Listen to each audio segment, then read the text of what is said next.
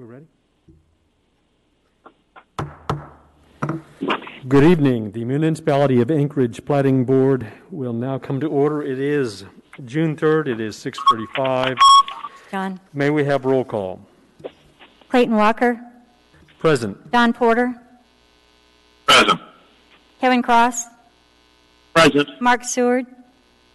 Present. Valerie Ritz. Present. Jenna Weltzing. Present. Becky Lipson. Present. Thank you.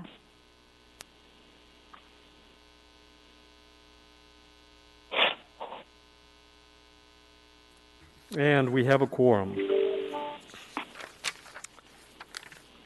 Let's see.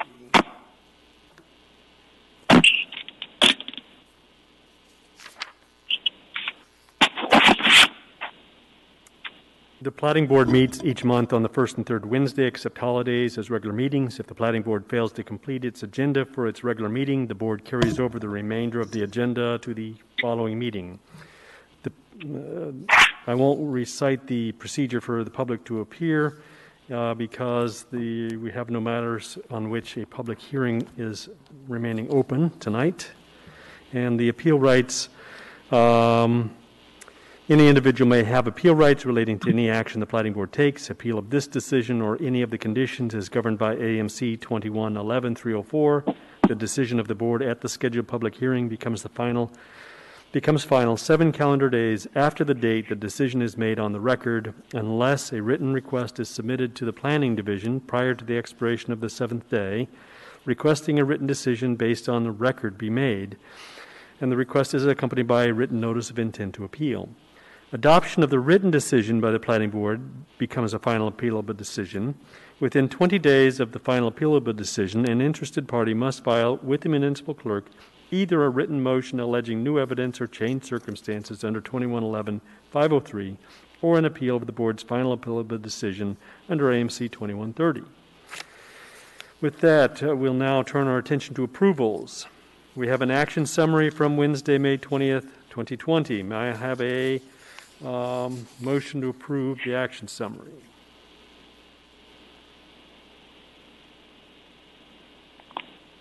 Kevin Cross, move to approve. Thank you. Kevin has moved to approve, and do I have a second?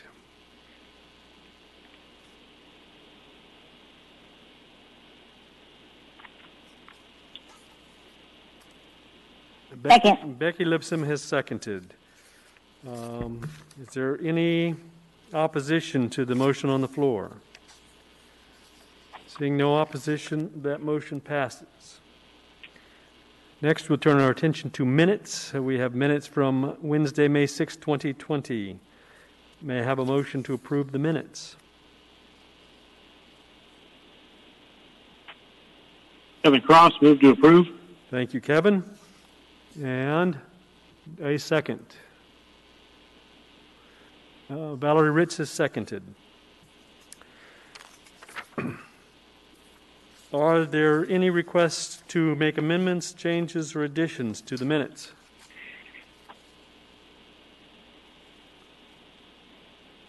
Seeing and hearing none, is there any opposition to approving the minutes? Seeing no opposition, the minutes are approved.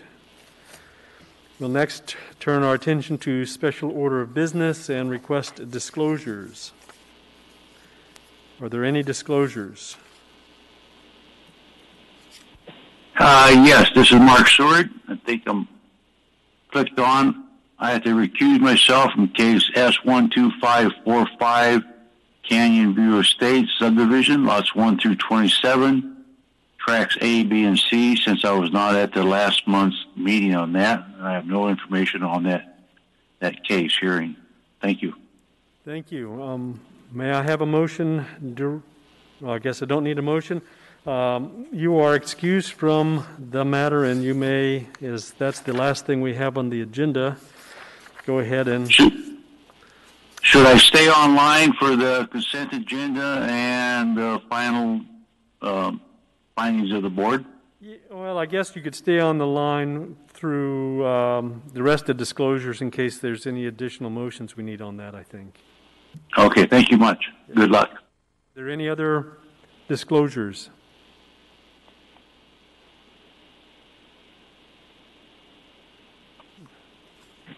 Seeing and hearing none, at this time you are excused, Mr.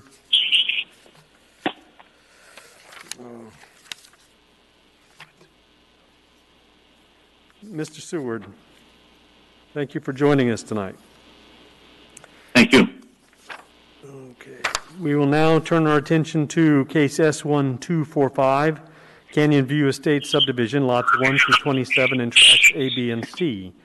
Petitioner Holquist Homes. The public hearing on this matter was had last month, and it has been closed. Can we have staff's presentation of any information that has been provided after closing the hearing? Thank you, Mr. Chair. This is Planner Sean Odell.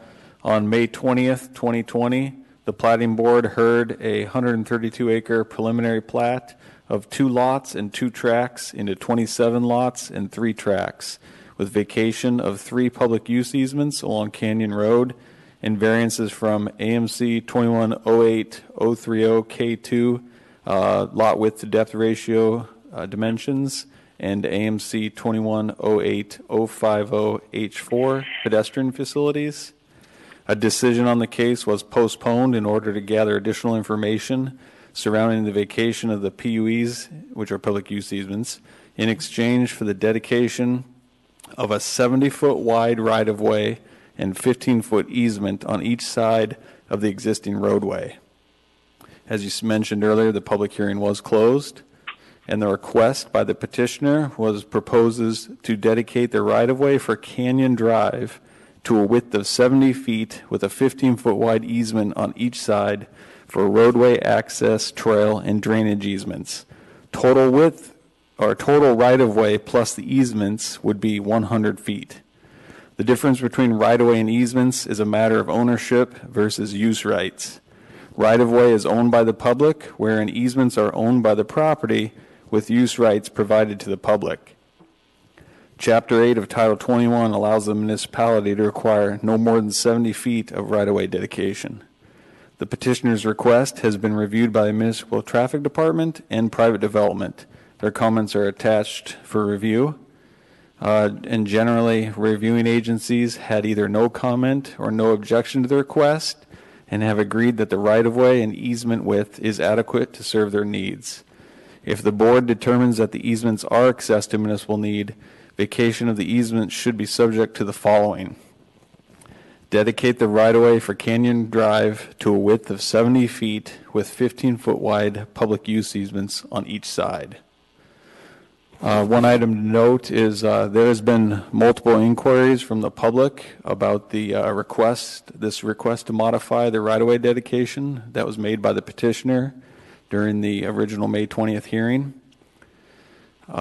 If the board has the wish that they believe that this is a significant change to the original request and that the public should have the opportunity to comment on the proposed language, then the Platting Board does have the option to reopen the public hearing at the next public Platting Board hearing, and the department will send out public hearing notices.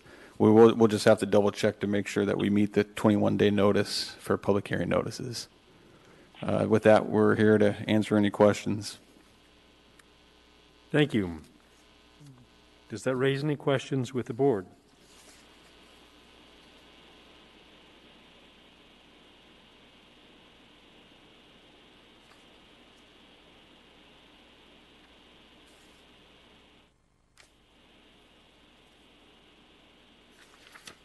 Does the board have I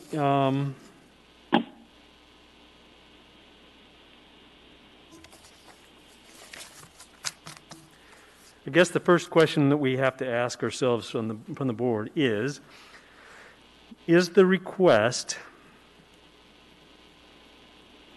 that was made after the application substantially different than what was in the application? If so, then we need to give the public an opportunity to weigh in on the change.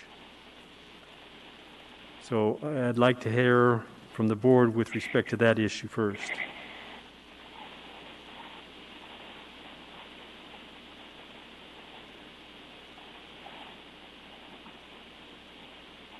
This is Don Porter. Maybe you could restate the original request. Yep, I can. The original request was simply to deny, or well, they wanted us to approve a vacation of the 3 public use easements. 2016-013-102, 2016-013-103, and 2016-013-104. The Planning Department wants us to deny that request. And I think that the testimony we heard largely from the public, at least those that concerned themselves with it, also wanted us to deny the request because the municipalities paid money for the easement.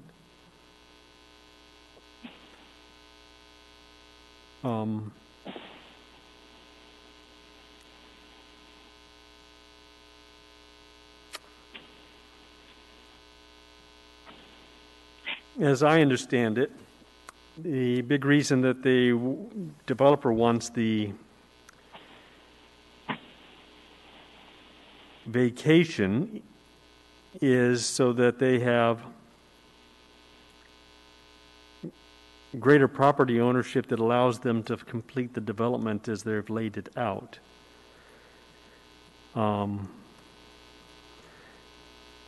The standard that we're supposed to apply with respect to a vacation is the party seeking a vacation has to prove that there is no value and that it's an excess to the need of the municipality. And that burden of proof is on them. Our presumption that we're supposed to apply is that there is value in the public use easement, and that use may be for any other purpose.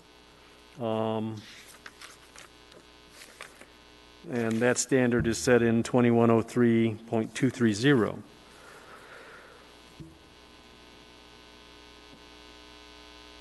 All right. I guess permission to speak. This is Kevin Cross. Yes, Kevin, you have the floor. Yep.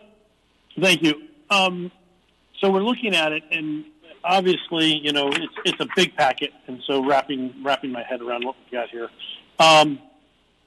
Originally, they wanted. They alleged that that the right-of-way was a surplus to the current and future needs of the public for determining the right-of-way, and staff did not agree. As it states on page 20 here, on number 1, it said the vacation would be detrimental to the future needs. So they've reverted that, and they're giving the right-of-way back. So they're giving the right-of-way the 70 feet plus the 15-foot on each, which means that, I'm just reading through their paragraph here, this vacation, if the vacation were to be taking place, it would be detrimental to the future needs of the public in a way that it would forego the right-of-way that may be needed to provide safe, convenient, and accessible pedestrian connection along Canyon Road. So if they're giving us the 70 feet right-of-way, then it's safe to say that this statement that the right-of-way provides a safe, convenient, and accessible pedestrian connection along Canyon Road, as called for in the area trails plan of the HDP, this would benefit the public and non-motorized transportation access. And if we just read through that page and just read those 3 paragraphs, if I'm reading this correctly, now it says further down in the 3rd paragraph there on page 20, it says, in response to the standard, the applicant cites replacing the public use easement with a 60-foot right-of-way, and however, we'll go up to 70 feet now. So I see this as a huge step in the right direction, and I'd like to know staff's impression on it, if they would agree, or if I'm missing something, because this is the first time, at least that in my time serving on the board, where I've dealt with something to this degree that looks like this. So I'd love some other input on it. Staff, do you have a response to that?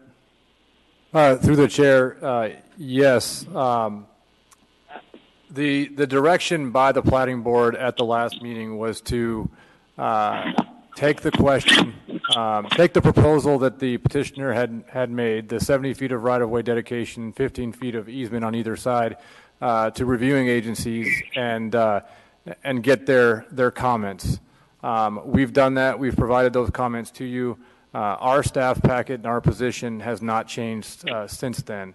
It's up to the board to decide if they believe the proposal in front of them to dedicate the 70 feet with 15 feet of easement on either side is appropriate and would make the easements access to municipal needs.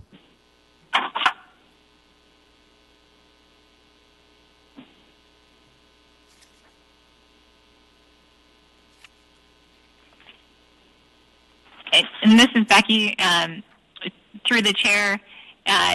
Dave, just because my connection isn't, I'm hearing you, but can you just repeat, is staff still opposed to vacation of the easements, or granting the variance request? Is that? Through the chair, Ms. Lipson, the direction again from the Platting Board was to take back the question to reviewing agencies to ask their comments. We've done that. Our position at this point in time is unchanged. Okay, thank you for clarifying that.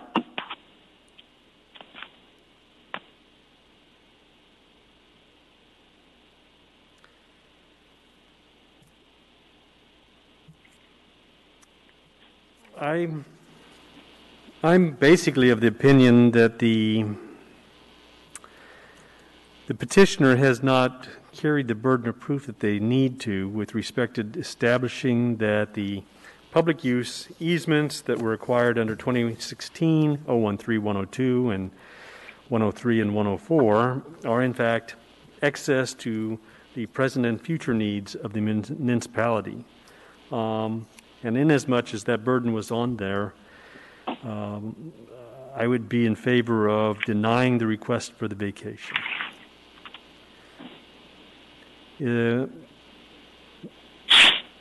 But I guess we need a motion on the floor approving the vacation so that we can make our findings on that issue and make a ruling on it. May I have a motion to approve a vacation of the 3 public use easements? This is Don Porter. I wanted to actually call a point of order. Yes, sir. I believe what staff has recommended to us is that we need a determination that things have either substantially changed or not to reopen public hearing on this issue. Yes. Through the chair, Mr. Porter, the staff is not requesting that you make that decision. Staff is giving you the option of making that decision. So that is up to the board. If the board has determined that the proposal by the applicant is such that it requires a new public hearing, you could postpone action tonight and reopen the public hearing for public testimony. We're not asking you to take action on that tonight. That is an option for you to consider. Yeah, and I would basically state that I believe if we wind up making a decision that we're not going to grant the vacation, there was no members of the public that were speaking in favor of the vacation, and so I can't imagine that there would be an outpouring of the public now wanting us to vacate that. And I would say that if our decision is going to be to deny the vacation, that we don't need to reopen the public hearing. But if there is a possibility that we are going to actually grant the vacation, then the public should probably have access to a hearing so that they can have their piece on that issue. Through the chair, Dave Whitfield again. The board needs to decide if the proposal that was presented to them is significant enough to warrant reopening the public hearing. Right. The consideration of whether or I should say, I guess the preempting of the outcome of the vacation is not, in my mind, relevant to whether or not a new public hearing should be or the public hearing should be reopened. So I think the board needs to decide if this is new information that needs to be presented and given the opportunity to the public to testify, and if not, you can proceed with the motion that's in front of you to consider the vacation of the easements. Janet Wilson, you have the floor. Yeah, thank you. Through the chair. Actually, agreed with a lot of the statements that were made before. I feel like this probably, I'm going to be a no vote if we don't bring it to another public hearing, just because I feel like the public is very interested, and I feel like denying them the opportunity to comment on this particular change, which might yield some more positive comments and make me more comfortable voting yes for it. But in either event, I just think that they need to hear the new changes, and we need to hear from them on how it's going to impact their life. So I would be in favor for not acting on this tonight and giving the public a chance to weigh in. Thank you. Do we have any other members that would like to weigh in on this issue? Yes, Kevin Cross, Commissioner, speak to the chair, please. Yes, sir. You have the floor. We had 24 individuals who took time out of their evening and stayed till after 11 o'clock in order to give an outpouring of emotional content regarding this. And even it is not up to us to determine whether or not our vote, I guess, whether or not their concerns are valid or not, whether we're voting up or down. I think it falls on them and their concerns, particularly in case that we are dedicating a right-of-way with public use easement on either side. And does this affect the change, and how does this, even if it seems like a minute change or it may be beneficial, I still think just considering the outpouring of public support we have, we need to take that into consideration. I would hate for them to get the feeling that we did anything behind closed doors, particularly if it's something that we may or may not feel is a substantial change, but they may feel otherwise. And so I would be inclined to, regardless of whether I'm voting for it or against it, I do think that the public, considering the amount of individuals we had involved with it, have the right to hear what's been changed and wrap their heads around it and ask additional questions. Well, I appreciate that comment also. Do we have anyone else that wants to weigh in on this? Don Porter. Yes. So the original proposal from the petitioner was 60 feet of right-of-way and maybe some, and 15 feet plus maybe whatever's additional, which really didn't equal, 100 feet. And now we're saying 70 feet plus 15 on either side is 100 feet. And so regardless of any of this other discussion, really the question before us is, do we see that this is a substantial enough change? Adding 10 feet of right-of-way, does this change how people feel about it? And it certainly sounds like that the answer is yes, and it certainly sounds to me like it's certainly a change, because they were requesting more restrictive 60 feet, and now they're saying, oh, well, we'll do 70 feet. Well, that's great, but that unfortunately is a change, in my opinion, regardless of the fact that it actually equals the 100 feet, and regardless of the fact that it's actually probably the right thing to do in terms of equaling the investment that was made to purchase the original use easements, and that it also is the maximum that the city can request in terms of right-of-way. All of these needs to be vetted. My final comment on this is, we have heard on all the other topics, I believe that we should not open it to full public testimony, but we should open it to public testimony only on the issue of the right-of-way width.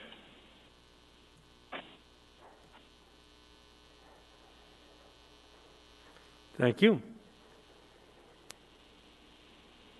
Is there anyone else that wishes to speak on the issue? Yes, this is Becky. I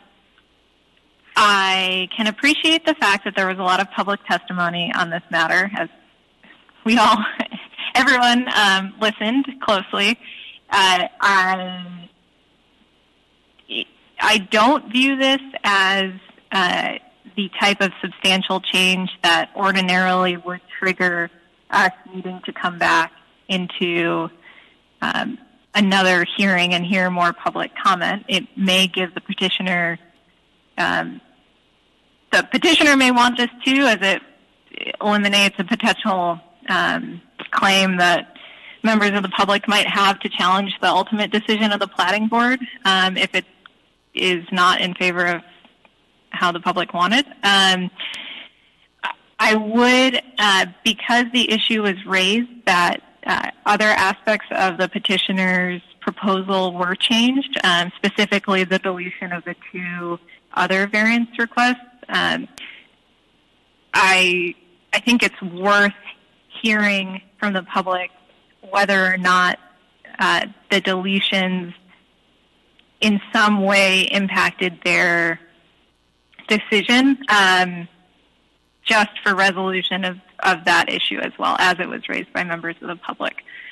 So that's, I'm in favor of limiting public testimony, but I would limit it to a little bit broader in that reference to all three of the vacation and the two variance requests. Thank you. Thank you. Kevin Cross here. How do you limit their? I mean, once they get up and start speaking, I mean, they have their time. I mean, if they don't stay on topic, do you just? I mean, I don't know how you. Curious on how you limit it, or you just say this is just what we're doing. So we appreciate it if you limit your comments only to this section. Curious on how you limit it, or if you just have them file it in advance and written, and you only take written notices. How would, just out of curiosity, how would that work? I'm not certain that it. I don't know that we have the ability to limit their testimony. Through the chair. This is Jana. Yes, Jana. I think it would be difficult to comply with the public notice requirements in the code without, specifying. If we're only going to specify certain topics, you're going to have to be very specific about that in the public notice. This change also might impact other things and other aspects about this application request that we're not considering because we don't live there and we don't travel that road every day. So I'd be more in favor of just kind of giving people their 3 minutes and letting them speak. If they need to, say something about how this request is impacting them and in their ability. And so that would be my position. All right. I guess one other point I would make with respect to this is that the request was made at the hearing, and so the public and those members of the public who spoke were aware of the proposed change, and they've already had an opportunity to speak on this specific issue. And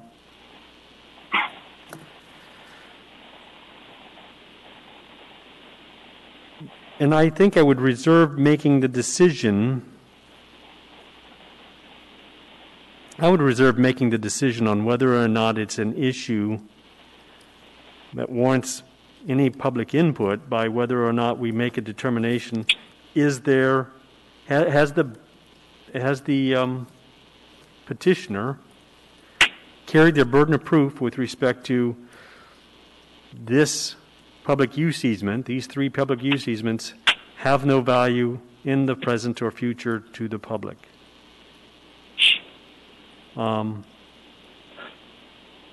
That was an issue. That's the same exact issue that was before the public at the last hearing. That was the issue that was on Canyon View Subdivision's case when they presented it.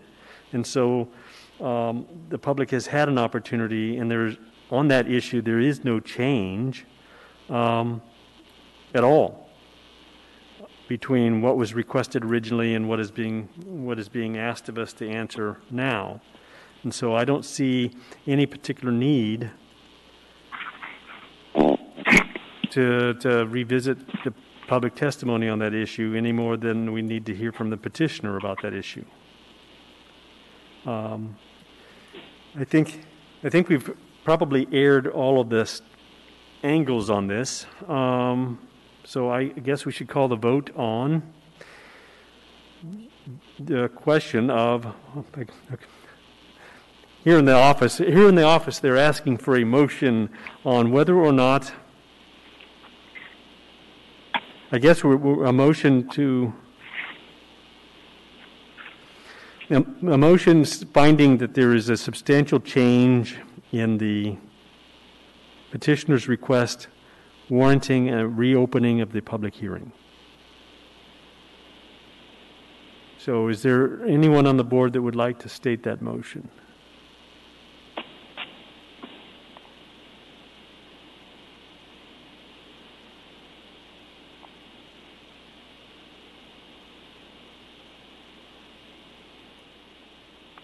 Don Porter. Well, I would like some clarification, because it sounds to me like they revised their position from 60 to 70 feet of right-of-way, but they're also rescinding their request on 2 other variances. That is correct? That is correct. They are rescinding their 2 other items on variances. But when they drop the variances, they're bringing their development into compliance with the code. The public doesn't have any. I mean, we don't have enough power to force them to continue to seek these variances, and if they will bring themselves into compliance with the code, they're entitled to get their permit. So in other cases where people have dropped their request for variance, we simply, we wouldn't ask for more testimony. We just go ahead and approve things without those variances. So I wouldn't. Kevin Cross here, and I apologize. So on our department recommendations, on my staff packet on page 22, we know that A changed because they're basically giving us the 70-foot right-of-way with 2 15-foot easements. B and C, are those still on the table, or do those get removed? Because I thought those were still on the table. Yeah, B and C, we wind up having a vote on them, even though they're saying they're taking them off procedurally. In the past, we always make the motion and deny it. And technically, even though they've offered a change for A, we're only obligated to vote on what's actually on the petition. That's what got filed. They never filed an amended petition. Through the chair, Dave Whitfield, Planning Department. Mr. Cross, the petitioner in this case said they were amenable to the denial of the variances. They did not formally rescind their application for variance. So action needs to be taken on those 2 requests, regardless of whether the petitioner is amenable to them or not. So you're going to have to take action on that. Thank you.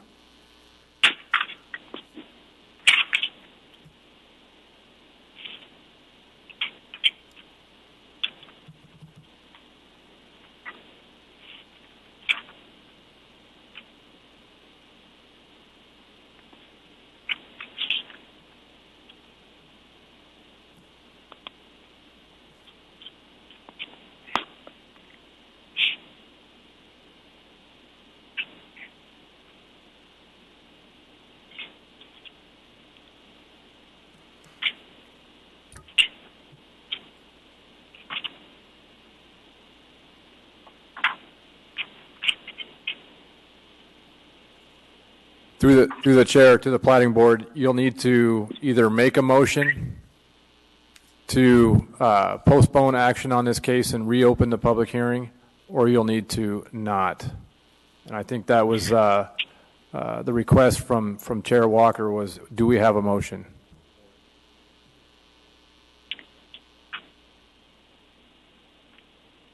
This is Becky. Question for staff. If we delay making a we open it up for public testimony again, does the Platting Board have the opportunity to seek additional information from other departments as well?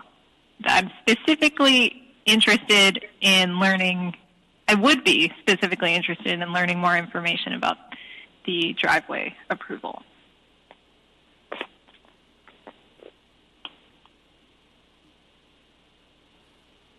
Through the chair, Ms. Lipson, yes, you could do that. That would be out of the ordinary, but you could do that. I think the issue at hand here revolves around the new information that the public believes was presented by the petitioner, the 70 feet of right-of-way with easements.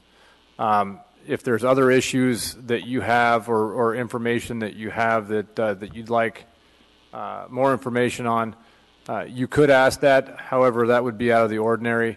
I believe the comments that were received from reviewing agencies addressed the application, addressed, in this case, the driveways. I believe that in this particular case, there is no reason to go back to those agencies for further comment. Understood. Thank you.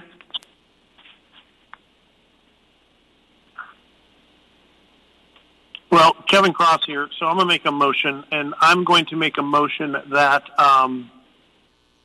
again, that we send it back for public testimony or public input. I feel as if just, again, 24 people, and there's enough. It may seem minor to us, but I think to the public, they need to understand what changes were made and how it affects them. Even if it is not detrimental but beneficial, Hey, they Kevin, deserve the Kevin, right for, Kevin, for their concerns to be heard. So I move to submit it back to public testimony. Okay. Don Porter, you had a question.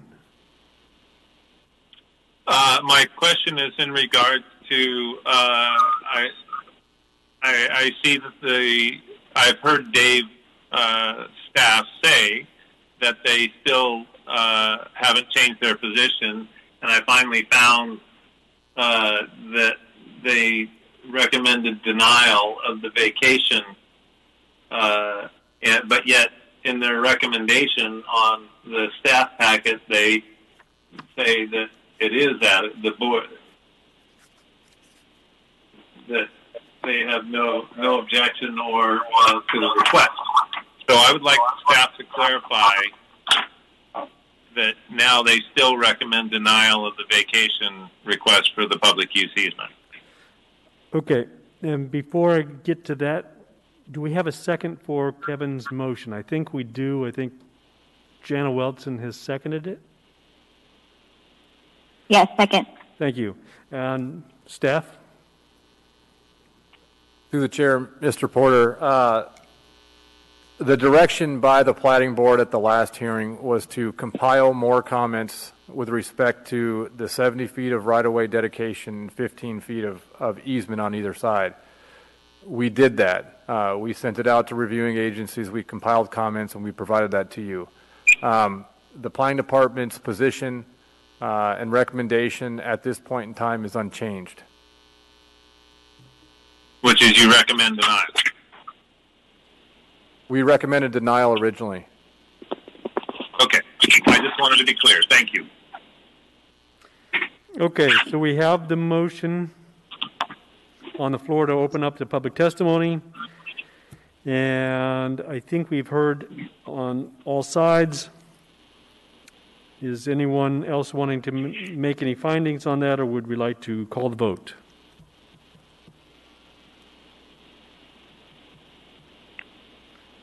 With that, I'll go ahead and call the vote. Chair Walker, Nay. Mr. Porter, Yes, aye. Approve. Mr. Cross, Approve. Ms. Ritz, Approve. Ms. Welting, Approve. Ms. Lipson. Nay.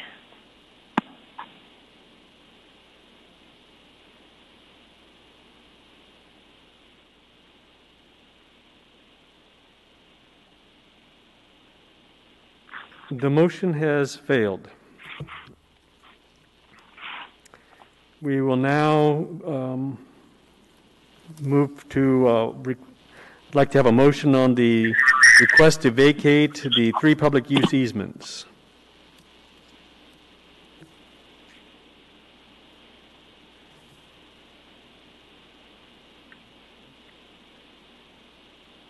Did I miss a vote? To reopen a public hearing, we would have needed 5 positive votes. Okay, thank you.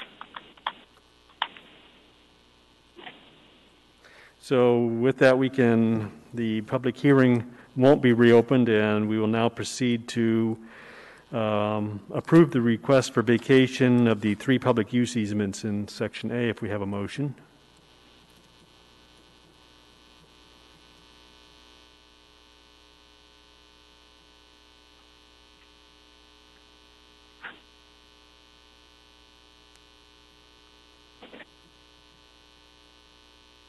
Kevin Cross here. Move to approve the request for a vacation or elimination of 3 public use easements, 20-16-013-102, 2016-113-103, and 2016-013-104. Thank you. Kevin has moved. His second is from Valerie Ritz. Would you like to speak to your motion? Yes, I will be not voting for this vacation elimination. As given in the staff packet, and as well as it's my understanding the petitioner has withdrawn to this request, so I will be voting in denial. Thank you. Do we have any other findings that parties would like to make? Through the chair, just a point of order real quick. Mr. Cross's statement was that the petitioner withdrew their request for that, and that is incorrect. They have not withdrawn their request for that vacation. Right, that is correct. Are there any other findings?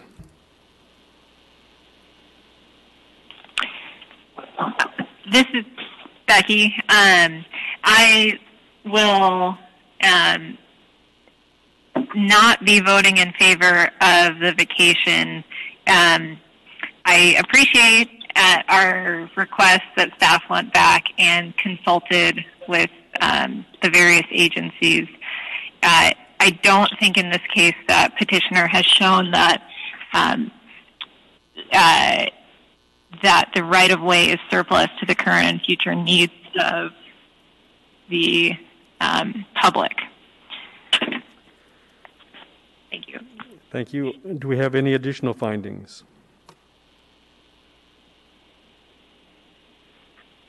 This is Don Porter. Well, we're not really going to findings at this point. This is part of the discussion, right? Well, this is the findings supporting our vote that we'll take on the vacation issue. So I would like clarification from staff through the chair on exactly why 70 feet plus 30 feet of easement is no different than 100 feet of use easement, and why they're recommending denial in that case. Through the chair, Mr. Porter, the easement width varies. It is in roughly 100 feet in width, but it varies. In our review of the application, the petitioner's arguments for vacation of the easements did not in our minds, support or demonstrate that the easements were excess to municipal needs, and therefore we recommended denial. That being said, we did go back to reviewing agencies, and you have their comments, so you can consider those and make your decision. Thank you very much. That was very helpful. Some of the findings I would make on it is this is an area we had a lot of testimony on, that there is excess water in the area, drainage, etc. And if for no other reason than keeping the use area for drainage purposes, for snow storage, for those purposes are all important, also as important as the roadway surface itself. And maintaining that for public use in the area and protection of the houses that will be built in the area, I think is an important use that needs to be preserved for the public. And for that reason, I would be voting in denial of the vacation. Are there any other findings?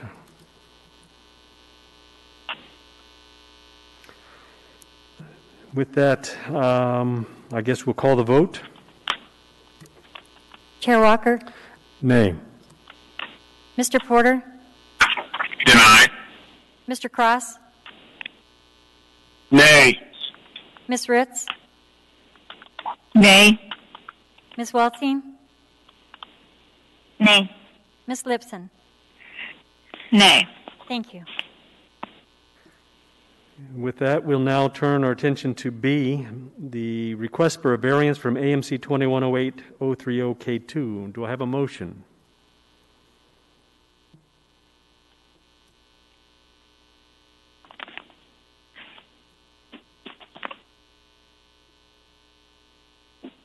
I will type this in after I make the motion. This is Becky. I move to grant a variance from AMC 2108-030K2 dimensions to exceed the lot width to depth ratio of 1/3 for lots 2 through 8, lot 14 and 15. Thank you. And all you need to type in is just motion. It's good enough. And Valerie Rich has seconded your motion. Would you like to speak to your motion? Yes. I will not be voting in favor of this motion as the petitioner has agreed to remove the request. For the record, I do not believe that deletion of this vacation request results in the public being presented with a substantially different proposal than was noticed up for the hearing and comment. And moreover, the vast majority, if not all, of the public comments received and heard were against this variance request to begin with. Thank you. Are there any other findings?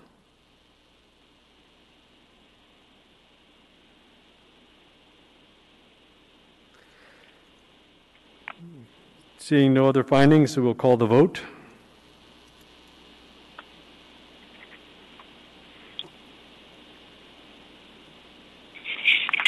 Chair Walker, Nay. Mr. Porter, Nay. Mr. Cross, Nay. Ms. Ritz, Nay. Ms. Weltine, Nay. Ms. Lipson. Nay. Thank you. Next, we'll turn our attention to the request for variance from AMC 2108-050H4, the pedestrian facility trails. May I have a motion?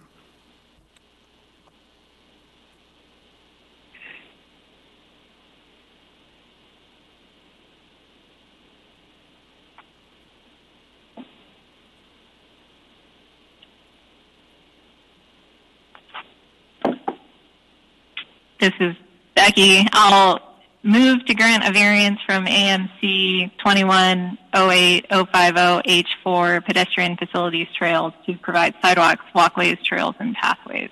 Thank you. And Becky has moved. Do we have a second? Jana Wilson has seconded your motion. Would you like to speak to your motion, Becky? Yes.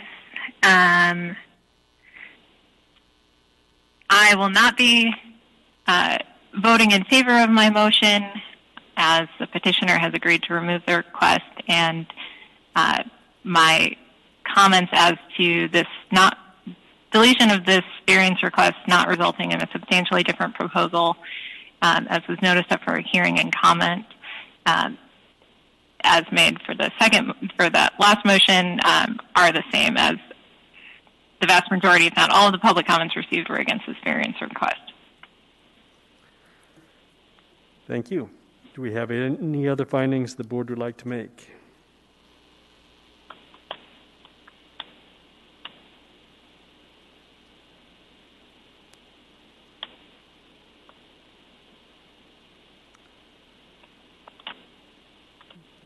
With that, I'll go ahead and call the vote. Chair Walker, Nay. Mr. Porter, Nay. Mr. Cross, Nay. Ms. Ritz, Nay. Ms. Weltine, Nay. Ms. Lipson. Nay. Thank you. Okay, we can now turn our attention to approving the phasing plan. May I have a motion to approve the phasing plan?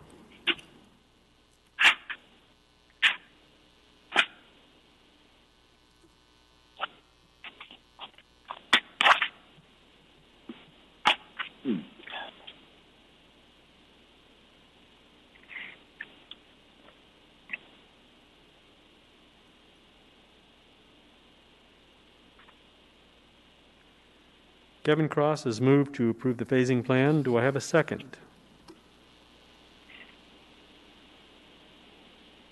Valerie Ritz has seconded the motion. Kevin, would you like to speak to your motion? Yeah, there's been a lot of in-depth conversation. I think that considering the denial of the three other requests, we'll move forward in the phasing plan. Also, what we've seen as far as the homework that the petitioner has to do regarding this, and I think they're in for a large hill climb. But let's go ahead and move forward with the phasing plan. Thank you. Any other findings on the phasing plan?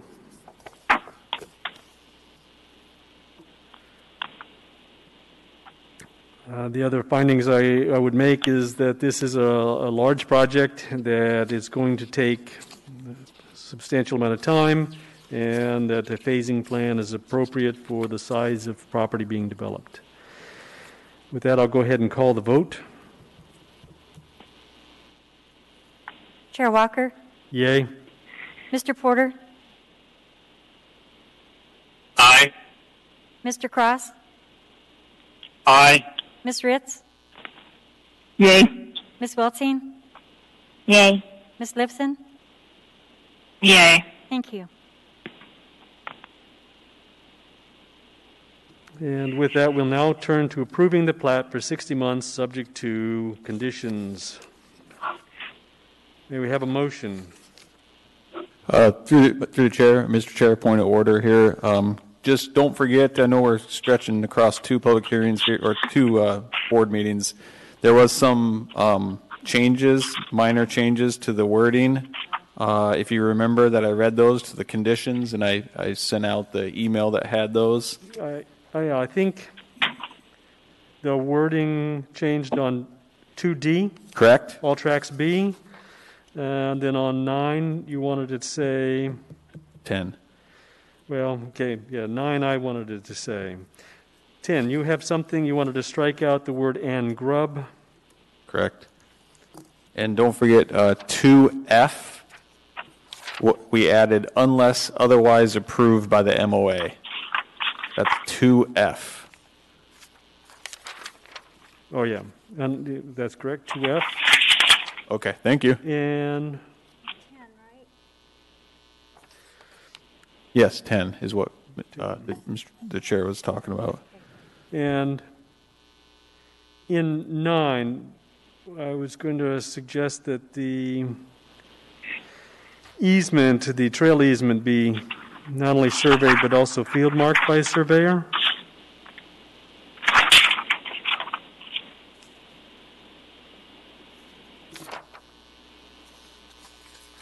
And I don't know if this is the appropriate time for it, but I think it would be appropriate to require the members of this organization to be contribute to the road plan. What is it, the Glen Alps Road District? Glen Alps Road Board. Road Board. My findings on that would be that this neighborhood, while it lies beyond the Glen Alps Road Board area, will be using the Glen Alps Road, and they should be contributing to the snow removal as well as the maintenance of the road that accesses their development.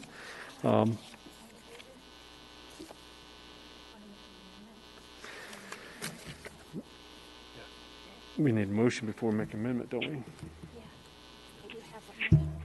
Yeah. Anyway, I put that out there to see whether or not someone else might be of the same opinion based on the testimony we'd received.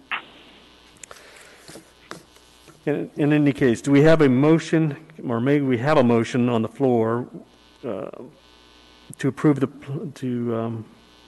plat for 60 months and state what those conditions are?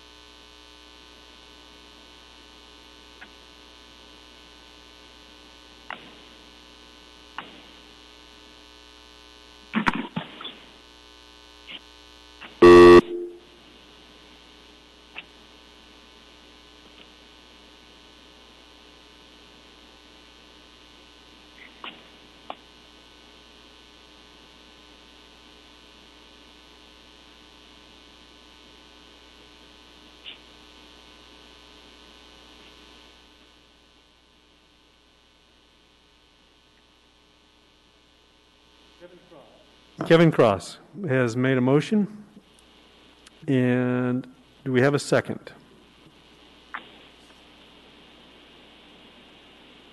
Thank you. I move to approve the plat for 60 months subject to the following conditions.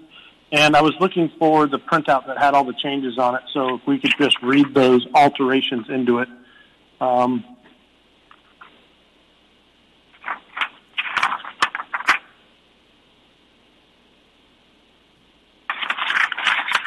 That's subject to 1, 2, to A through E.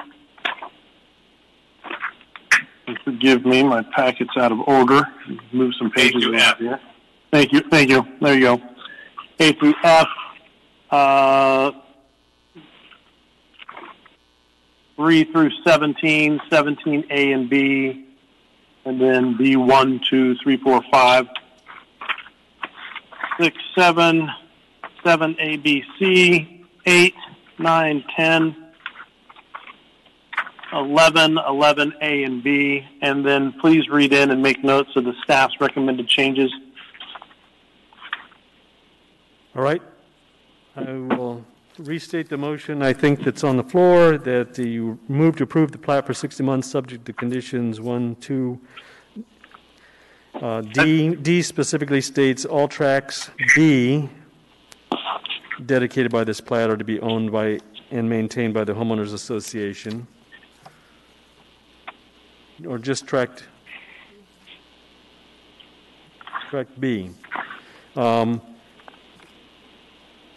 F states driveway culverts for all lots within the subdivision shall be minimum 24-inch diameter corrugated polyethylene pipe, CPEP, with flared-in treatments on both ends, unless otherwise approved by the MOA. Number 9 states dedicated 20-foot trail easement where the trail is outside of the 100-foot public use easement within Tract A. Location of conceptual trail to be mapped by a surveyor and approved by the non-motorized transportation coordinator and field mapped by a surveyor. 10, each development phase shall clear a minimum 10-foot swath of all vegetation within the trail easement that runs along the 20-foot trail easement or public use easement and provide non-motorized path access signage at the terminus. Yeah, other than that, it is as written in staff's packet. Mr. Chair, I point of order. I would add that it's on the original staff packet, pages 22 through 27. So there's 17 total conditions. Yeah, I got it through on the original staff's packet, 22 through 26. You're correct. Yeah, okay. Okay. So that's the motion on the floor. It has been seconded by Jana, by Ms. Ritz. Okay. Does anyone want to speak to the motion? Well, Kevin Cross here. I'll speak to my motion. Oftentimes we see these plats that get taken care of, and an individual spends a lot of money, and it makes you wonder if it'll ever get off the ground. This area is pretty fraught with some substantial drainage issues, and that was primarily the public's. I would say 90% of their concerns were the water, the drainage coming from the north, south, down the hill, crossing the road, the culverts. And looking through the subject for the following conditions is that, this approval is heavily stacked with a substantial amount of drainage studies and in developed phase that's having to deal with this. I think that it's going to take. I think in the long run, part of the reason I'm approving this plat is I think the research and development they'll put into if they can get this thing going will greatly benefit the area that is just fraught with flooding and road issues. That even if they just study and they get enough in there that even if no subdivision goes in, that when it's all said and done, they'll have a much better idea of what needs to be done with that road in order to dramatically improve it. Obviously, it's been a big frustration for the neighbors, and right now, nobody who lives in the area is very impressed with the road. And if the petitioner is willing to invest this amount of money into improving it for the hopes of potentially building some houses, I say go for it. So I move to approve the plat for 60 months. Thank you. Any other findings? Don Porter. Yes, it's Don Porter. I will also be voting in favor to approve, and with findings in regard to the fact that I simply not only agree that there's a substantial amount of items to address drainage and septic development as required by the conditions, but also that I have to trust the municipal process in that they have to review each septic system, they have to review the drainage conditions, and that all these items on an individual lot basis and also on a subdivision basis will be carefully reviewed by the permitting agencies prior to construction and after construction. And so with that, I will be supporting this motion. Thank you. Becky Lipson. Thank you. I disagree slightly with Kevin's characterization about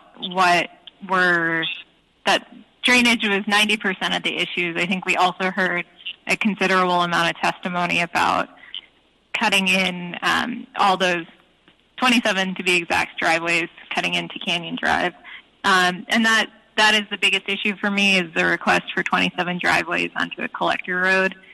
The information that's known to the board is set forth on page 11 of the staff packet that essentially the planning director weighed petitioner's arguments and consulted with other municipal departments before granting approval to allow residential driveways to a collector. My understanding is that by voting not to allow the plat to proceed or addressing the driveways as a condition of the plat, that this board could essentially override the planning director's approval power. Because the planning director didn't issue a separate opinion on the matter, all we have to rely on are the arguments made by the public, which were overwhelmingly against 27 driveway cuts, and the petitioner's arguments, which are articulated on pages 43 to 45 of our packet. For the most part, I find the petitioner's arguments to be compelling, including the reference to the flexibility that's supposed to be written into the Hillside District Plan to reduce overall cut and fill and minimize off-site drainage impacts between the lots. Although what I'm struggling with is the arguments that are against shared driveways. The primary reason they were deemed impractical by the petitioner is that they tend to result in longer driveways, which increase the clearing of vegetation. I personally think that argument is in reality probably secondary to the next stated argument, which is a negative impact on home value and, to a lesser extent, maintenance conflicts for homeowners. I don't find maintenance conflicts particularly compelling just because I think that goes to reduced marketability. In my opinion, reduced marketability is not a compelling reason to permit 27 driveways onto a collector road. Without knowing why Director McNulty and staff determined that shared driveways were undesirable for reasons unrelated to marketability, and given the very valid concerns raised by neighbors and the people that are actually maintaining the road, I'm having a really hard time finding that the 27 driveways created by this plat meets to the maximum extent feasible the following criteria under AMC 2103-200C9, which are our criteria in approving a preliminary or final plat. We're supposed to be finding that to the maximum extent feasible, this plat is promoting public health, safety, welfare. Subsection B is mitigates the effects of incompatibilities between land uses or residential densities in the subdivision and land uses and residential densities in the surrounding neighborhood, including but not limited to visual noise, traffic, and environmental effects. C provides for the proper arrangement of streets in relation to existing or proposed streets. E provides for the efficient movement of vehicular or pedestrian traffic and pedestrian traffic. And I facilitates the orderly and efficient layout and use of the land. I don't like going against staff's opinions because I value staff's expertise and careful consideration of all the factors. I do think staff probably extensively considered the issue, but I don't think that extensive consideration is reflected anywhere in the information that was presented to this board. I suggest in the future either having Director McNulty available for public hearing on an issue that a lot of people can realistically anticipate to be pretty contentious, or to better explain why staff is adopting the petitioner's position as opposed to just a signature line. An approval signature on an issue of this magnitude, I think, was unsatisfying for me, but also for a lot of the members of the public that we heard last month. So if we choose to deny the plat, and certainly it sounds like other board members are leaning in favor of approving the plat, under AMC 2103-200C7G, the petitioner would not be able to bring the same or substantially the same preliminary plat within 1 year of denial of the original application.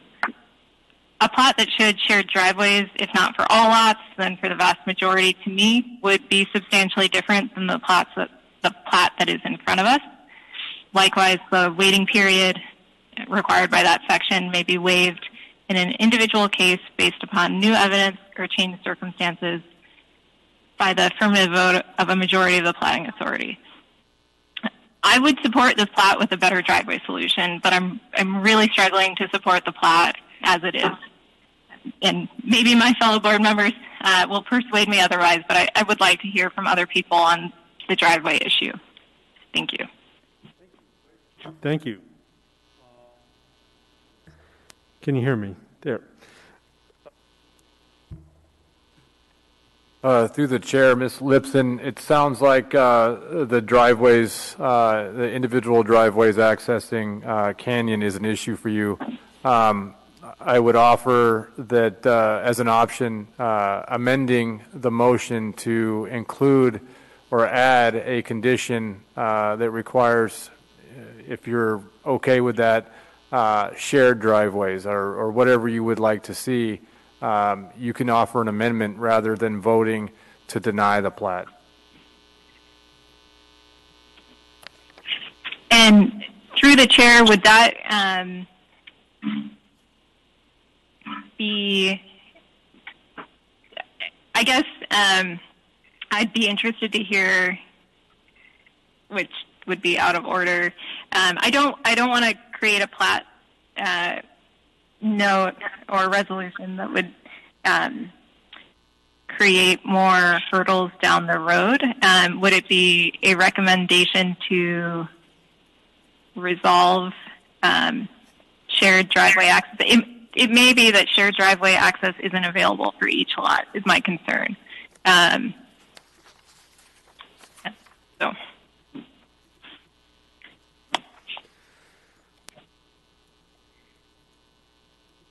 Thank you. Don Porter, did you request to speak? Yeah, through the chair and on this topic of driveways. I do share the concerns that you state about the driveways, but I'm also tempered by the concept that regardless of how the driveways are configured, that will not actually reduce the amount of people using the driveways. For the most part, it's sort of unlikely to imagine that two people will be queued up waiting, from two different lots, waiting to go out of the driveways. So, because residential use as it is very low, there's 1 to 2, at most 3 cars that use it on a daily basis. And so consolidating the driveways will not reduce the amount of people attempting to turn onto the road. It will only consolidate them and reduce the distance between the driveways potentially, which in my mind, I don't know that I necessarily see the difference. And without a careful analysis of every driveway, it's quite possible that the petitioner and others are correct that it will increase the amount of areas that longer driveways and more cut. Anyway, that's my comment on that. And if I could just respond to that, I appreciate that. I guess my concern is less with the traffic coming in and out of any given driveway at any given time, and more with the idea that now you're making 27 cuts into the. We heard about glaciation and the problems with cutting the road that many times, and those are my bigger concerns. It seems excessive, and that a solution that reduced the number of cuts might be feasible, but I appreciate your comments on the traffic. Excellent, thank you. Any additional comments?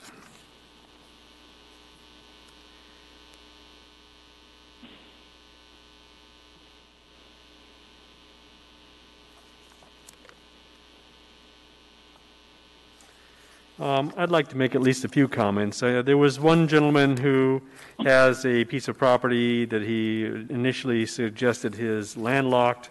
That then we heard testimony that He does have road access from another location. While it may not be as convenient as something else, he actually does have legal access, and so I don't think imposing on this development an easier access to his lot is something he's entitled to. That's something he could negotiate if he wanted with the owner of this property, but has apparently elected not to do so. We also heard testimony from the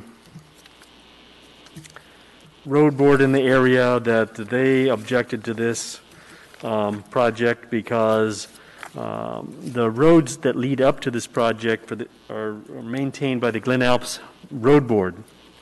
And I think that they said the mill rate was 1 1/4 for the cost of maintaining that on the owners. And I think that under AMC 21.03.020 M1, as a condition of approval, we are obligated to allocate, where possible, pro rata costs of being imposed on other properties. And to the extent that the owners of these areas are going to have their snow removed by other taxpayers, that they should participate in that. And I would say that we should add as a condition of approval, perhaps a plat note, that the lot owners of these lots will have to participate in the Glen Alps Road Board mill rate.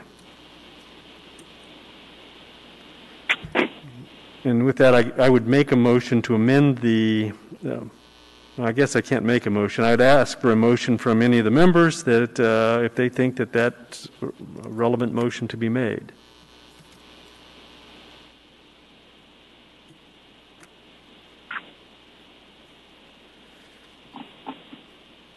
Through the chair, point of order. Yes. This particular property is in the Glen Alps service area, so it's my understanding that that they will be required to pay into the road maintenance of that roadway. So you can add a condition if you'd like, but it's my understanding that that is going to be a requirement regardless of whether a condition is imposed here tonight. Thank you. Well, based on the finding that they are automatically in the Glen Alps Road Board by having this plat done, I don't see a need to have the note. Is there anyone else that wishes to speak on the motion on the floor today? In that case, I will call the vote. Chair Walker, Yay. Mr. Porter, Yay. Mr. Cross, Yay. Ms. Ritz, Yay. Ms. Weltzing, Yay. Ms. Lipson. Nay. That was a nay. That was a nay. Thank you.